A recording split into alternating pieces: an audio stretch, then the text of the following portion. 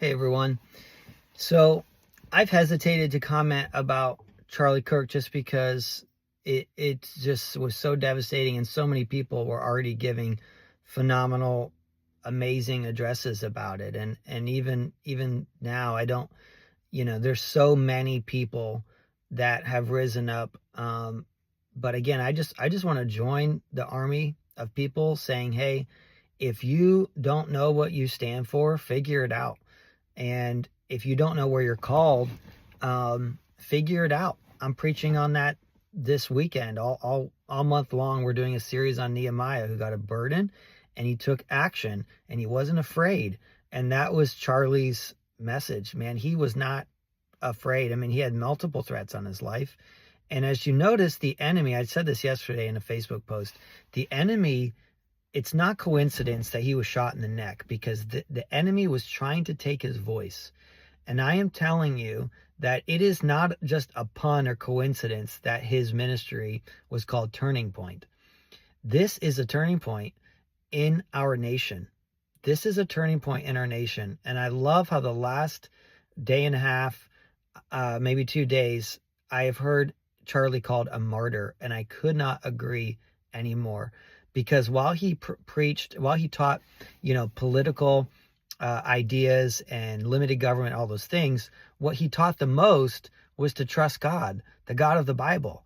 I mean, you can look, there are hundreds, probably thousands of videos of him being asked on a college campus about this, that, man's rights or women's rights or whatever. And he would always reference the Bible, and he would challenge men, hey, to serve your wife.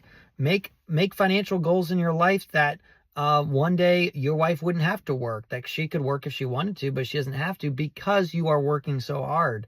Or make the choice to be a man of God, a man of integrity, because Jesus died for you and taught you that. Like, his entire life message was around Jesus and the Bible.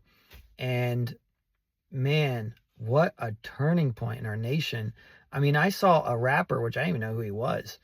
I saw a rapper yesterday post something on X and on Twitter, and he's like, I've never been a man of faith, but I can see how real evil is. And if evil is this real, God must be real. I'm turning my life over to Jesus. And I was like, what is going on? And he had multiple millions of followers. So this is a turning point in our nation. We are starting to see the revival that many of us have been praying for. And you might say, would God really do that through an assassination? Yes, absolutely. Because what the enemy meant for evil, God is turning for good. I mean, think about even the cross. Think about the cross. Satan thought he won. Satan's like, we're just going to kill him. Satan got the religious people, of all people. Satan got the religious people to conspire against the Son of God, to kill him, right? Because he stole all their followers and their fame and their prestige, and they thought they were so perfect, and yet they couldn't see the plank in their own eye. They couldn't see their own sin. They couldn't recognize the very Messiah, the Son of God, who was inches from their face, and they couldn't see him, and they killed him, and they thought they won.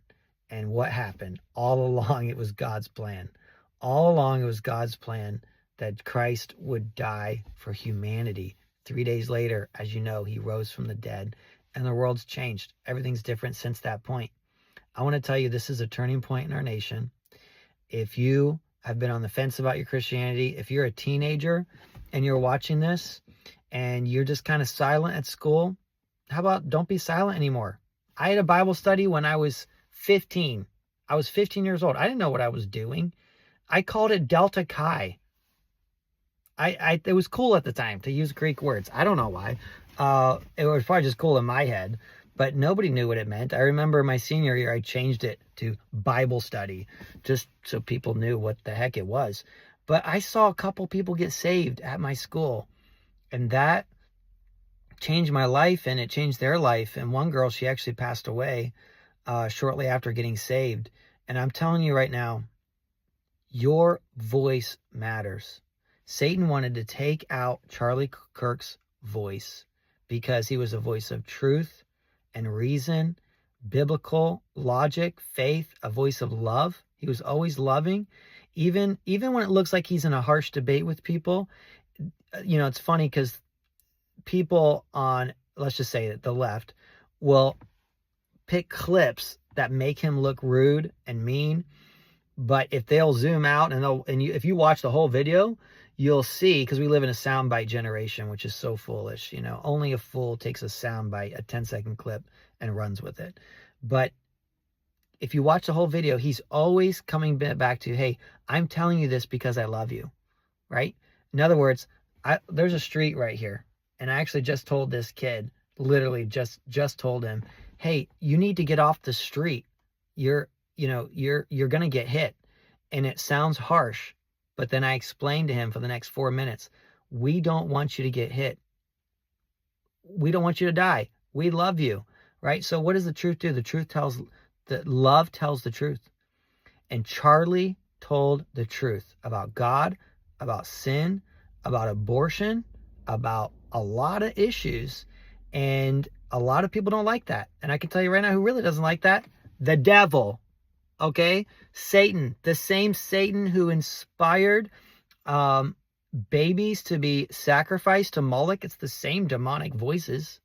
And Charlie went into the belly of the beast to address those voices. And he did it with love and reason, because he could still look at the person. Even if he knew that person was tormented in their mind or deceived, he could look at that person and realize this is a person Jesus died for.